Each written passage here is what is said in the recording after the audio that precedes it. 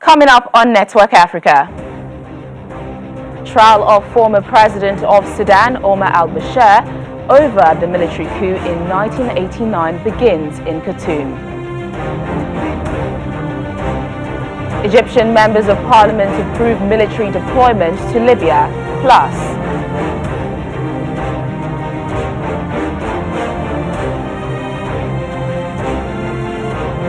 a second South African minister admitted to hospital as the WHO raises concern over coronavirus spread in Africa.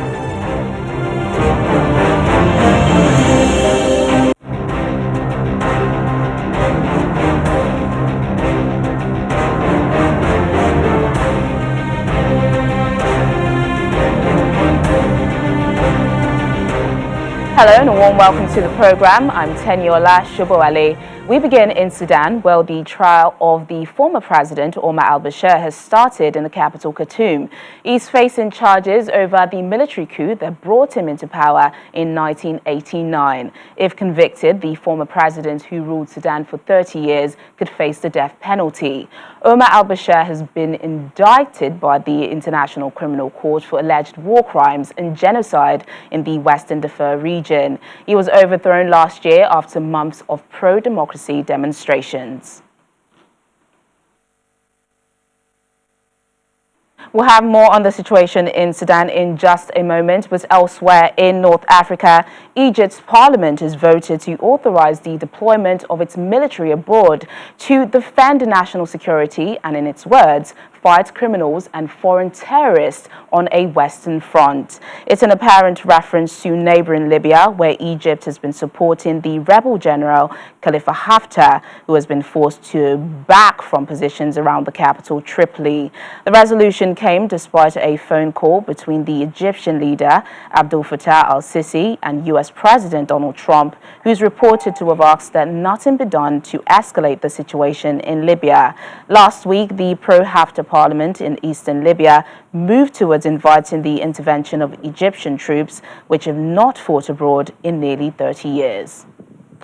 Let's head back to Sudan now, where VOA's correspondent Mohammed Alamin joins us now to discuss the situation with Omar al-Bashir's trial. Mohammed, thanks for joining us on Network Africa. Yes, actually, today's trial is something really historical for the Sudanese because it's reminding them the 30 June military coup when the dictator Omar al-Bashir has cut the way in front of the democracy in Sudan and coup against the elected ex-prime minister Assad al-Mahdi. So al-Bashir has appeared in really good health and well look and dress. So and that's actually ended the speculations about his health. That some rumors said that he has infected with coronavirus in the prison. So also the pro-democracy protesters actually angered with this good appearance because they believe that there is a kind of privilege given to Bashir here because he have to wear the uniform of the prison like any other prisoners. So the trial is historical for the Sudanese because it's connected with the 1989 military coup and Bashir and 28 of his associates and assistants have been charged with undermining the Sudanese constitution and waging a war against the state. So, and this charge actually punished by what amounting to this sentence or at least life in prison. Uh, so most of the Sudanese were actually monitoring this very cautiously because, as I said, it's a historical moment for them. On the other side, there are some supporters of Bashir for sure that chanted outside the court hall supporting Bashir and criticizing the court, describing it as political force that wants to make or create a discrimination against the Islamists and the officials of the former regime. So a bit of mixed reaction there, Mohammed. After this coup he is being charged for, he went on to rule for 30 years until he was overthrown last year. How has Sudan coped so far since that event, especially with the transitional government now in charge? Yes, actually, the transitional period in Sudan in whole is still fragile because the agents of the old regime and what being called in Sudan the power of the deep state is still working and dragging the feet of the transitional period and the transitional government backward in a lot of issues like the persecution of the officials of the old regime, the war against the corruption, the reformation in the regarding the economy. I mean, and the implementation of justice against those who committed violations against the Sudanese people. I mean, and who attacked and killed the protesters. The security officers who killed the students in the streets during the revolution last year, and the criminals who also accused of international crimes in Darfur, including President Bashir and the others who are wanted by the ICC. Also, there Yeah. are a lot of other crimes being committed in the other war zones like South Kordofan and Blue Nile. The, the agenda of the revolution, I mean, and the agenda of the transitional period Yeah. is long. And in just in 30 June, a lot of protesters come again to streets to ask the Prime Minister Abdullah Hamdok to really adopt and implement the agenda of the revolution. And the government, the transitional government in Sudan is hybrid and between the military and the army, and you know they are not in full consensus. I mean, the civilians and the military in the Mm. regime, and there is a kind of mistrust because most of the military generals who are now sharing the power with the power with the civilians are actually part of the Bashir's regime. In fact. Yeah, I'm sure a lot of people, are looking to see how this trial proceeds, and there's a lot for us to keep our eyes out for. Mohammed Alamin, VOA's correspondent, thank you so much for bringing us up to speed on the situation in Sudan. And in West Africa, the opposition in Mali is calling for an end to demonstrations to allow people to celebrate the upcoming Eid festival. AFP news agency reports that an opposition figure, Non Hunsar, said they decided to observe a truce on the subject of civil disobedience. He says this is to allow people to properly prepare for and celebrate Eid. During this period, there will be no more demonstrations, and there are plans to host heads of state. Three West African heads of state are meeting in Mali to mediate on the country's political crisis. The opposition wants President Ibrahim Boubacar Keïta to resign, saying he has failed to address jihadist violence, corruption, and Mali's economic challenges. The government offered to form a unity government and dissolve the country's constitutional court, but the opposition has rejected the offers. Meanwhile, Nigeria's former president, Goodluck Jonathan, has briefed President Muhammadu Buhari on his follow-up mission to Mali. He led a special team to Mali to bring a lasting solution to the leadership crisis in the country. The Goodluck Jonathan-led delegation to Mali had recommended a unity government for Mali, which he says the president will be setting up soon. The hour-long meeting, which held behind closed doors at the State House, Abuja, had in attendance the chairman of the ECOWAS Commission and other members of the delegation to Mali. Speaking after the meeting, former President Goodluck Jonathan says he's optimistic a unity government will bring an end to the leadership crisis, but says negotiations are still ongoing with the opposition in Mali. He, however, states that only democratic processes will be adhered to while trying to end the crisis. We had a situation in the country where executive, legislature, and the judiciary have not operated optimally. For our interactions with them and the recommendations, we believe before the end of this week, the The Constitutional Court will be in place. They will sort out these 31 seats, and the parliament will also be in place. And of course, the president is already setting up a government of national unity so that he will get ministers 50% from his party, 30% from the opposition, and 20% from civil societies and professional bodies, including teachers union, lecturers union, medical doctors union, lawyers union, the bar, and so on. And from these professional bodies and civil societies get under 20%. So if this three is done and the government is running, issues of demonstration and so on, we can manage. And of course has also set up a committee that will monitor the progress. And some of these gray areas will be examined. So I cannot say 100% success because people feel the president is. Those who feel angry, not the whole country, but some group of people felt the president must leave. They are still on that, which we made it very clear that no international organization, whether ECOWAS or African Union or any arm of the UN, will support that. And nobody will support it, that we must consolidate democracy in Africa.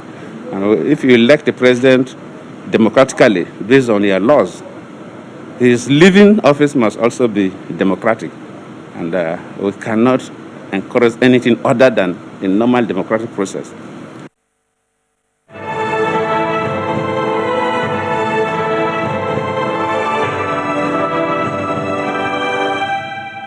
Let's shift our focus to the COVID-19 pandemic now. The World Health Organization says the coronavirus outbreak in South Africa should be a wake-up call for the African continent. The world body says it's seen an acceleration of the outbreak, and the surge in South Africa could be a signal for more outbreaks across Africa. There are more than 370,000 cases and 5,000 deaths in South Africa, the highest on the continent. I think what we're starting to see is a continued acceleration of transmission in a number of countries in sub-Saharan Africa. And I think that has to be taken very, very seriously. South Africa may unfortunately be a precursor. It may be a warning for what will happen in the rest of Africa. So I think this isn't just a wake-up call for South Africa. This really is, we need to take what is happening in Africa very, very seriously. Many of those countries exist in the midst of fragility and conflict. Many of them need external help and support. Indigenous peoples often have a high burden of poverty, unemployment, malnutrition, and both communicable and non-communicable diseases, making them more vulnerable to COVID-19 and its severe outcomes. Although COVID-19 is a risk for all indigenous... Labour Minister Tulas Ngezi has been admitted to hospital after testing positive for COVID-19 almost a week ago. He had been self-isolating at home.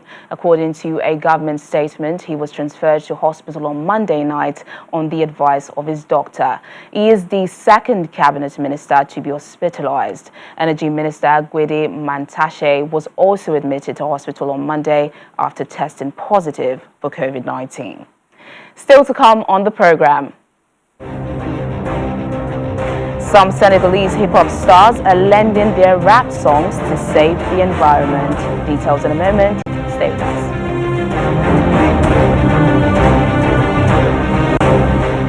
Thanks for staying with us. Josina Michel, daughter of Grassa Michel and Samora Michel, the first president of Mozambique and the stepdaughter of Nelson Mandela, had a brief altercation with her boyfriend in 2015. The dispute got violent and Rufino Likuku, who she had been in a relationship with for 3 years, landed 3 blows, 2 to her eye and 1 to the back of her head.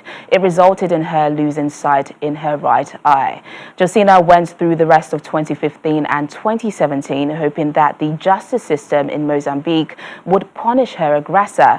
In 2017, a Mozambican court granted her prayers, but Rufino's sentence of 3 years was suspended, allowing him to pay a fine instead. He didn't serve the jail time nor paid the fine stipulated by the court. Instead, he appealed on the 12th of June. This year, the Superior Court of Appeals in Mozambique overturned the 2017 decision, completely acquitting him. They held that there were no witnesses to the crime and that it was unclear what the cause of her blinded eye was. Joining us on Network Africa to speak on the ordeal is Josina. Josina, thank you so much for joining us on the program and for sharing your story with us. Thank you. Thank you for having me, and good afternoon, good evening to everybody. Good afternoon. One of the grounds for the appeal was that there were no witnesses to the assault, which is sadly true for most cases of domestic violence. How did that judgment make you feel?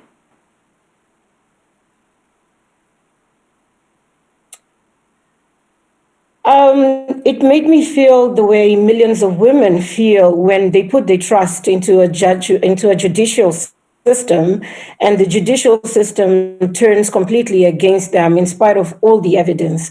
When I received the news, I literally felt like a knife had been stabbed into my stomach. I lost breath. It was a sense of incredibility. But, I had to think that this is a journey, the journey that I'm going through, the journey that I have been going through. It is equated to the journey of thousands and millions, in fact, of women who are abused, who are killed, the women who are raped, and completely their whole experience is ignored. The experience is overlooked. The experience is completely brushed aside as if it does not matter. So it is a very hard situation to be in. Brings a lot of disappointment and mistrust of the system. Yeah, you're the daughter of the former president of Mozambique. You have, to an extent, more of a voice in the public eye. But yet the justice system seems to have failed you. Do you have any faith in the justice system to serve justice to everyday victims of domestic violence? My faith in the judicial system will need to be restored because it has been 5 years in which we started this process, and it has been the documents have disappeared. I had to try time and time again to ensure that my story is heard, my story is actually given some kind of a justice. But, I think that this is just a very illustrative case of what every woman in this continent in particular goes through. We know very well that women go to seek justice. They go to the police, they go to the institutions, medical institutions, and so on, asking for help. And what they get instead is disbelief, is it's a complete mistreatment on the part of authorities. So that my story is not different from any other woman who has actually tried to seek justice in this continent. Perhaps because of because of my heritage, because of my parents, I did get a lot more of media coverage and a lot more of interest. But the ironic issue is that the difficulties and the challenges and the pain that I had to face are equatable to the pain of millions of women. Yeah, definitely. Domestic violence is a prevalent issue around the world. Let's talk about Mozambique now. How does Mozambique handle cases of domestic violence? Do they have laws that protect women? Unfortunately, cases in Mozambique have not been, we don't have very good success stories of women who have sought justice and have actually managed to get it. We as a country, we are signatories to the CEDAW agreement. We are signatories to the Maputo Accord. We have in the Constitution, it claims to protect women and that the judiciary is there to serve these women. But unfortunately, we don't see it. We do have a domestic violence law that was brought in 2009, but the challenge is really in the implementation of these laws. And that is where millions of women and various others like Ntavasi and Maria in this country have also found the difficulty is that when they then have to go to the institutions of justice, when they seek justice for the validation of their stories, their experience and their pain, then the judiciary does not actually serve them. To the contrary, it does exacerbate the humiliation, the pain, and the disregard for their lives.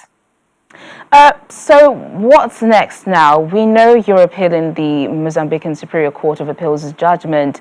Alongside that, what else are you working on? Well, we definitely, this experience, my particular experience, which I always want to say, it is not different from the experience of many other women and parents and friends and many other people in this continent. My experience has only served really to put a spotlight in what happens to survivors and to victims and survivors of violence. Yeah. My journey has therefore been to actually highlight the situation. And what we're doing now is, of course, is to strengthen, strengthen the response of civil society, is to mobilize various actors nationally and internationally, being from civil society, from business, from just change agents and individuals in particular, because we need to have a collective approach that actually says we stand for violence no more. We do not. Our societies are not that. And so we're doing that. We want to make sure that perpetrators of violence are held accountable. We want to make sure that the judicial system is strengthened in order to respond and to be accountable to victims and survivors. And of course, most important to say, it's a human right. So we're doing that through a campaign that it's being launched, and it's called Justice for All Women in the Continent. All right, then, Justina Michelle, what a pleasure having you join us. And thank you so much once again for sharing your story. Thank you. Join us and make sure that we all get rid of GDB. Thank you. Definitely. With experts warning that a construction boom is threatening the coast in Dakar, some Senegalese rappers are on a mission. They've released a music video to whip up awareness of threats to the country's eroding sandy shoreline. Take a listen. A glimpse of Dakar's beach hidden behind a sprawling hotel.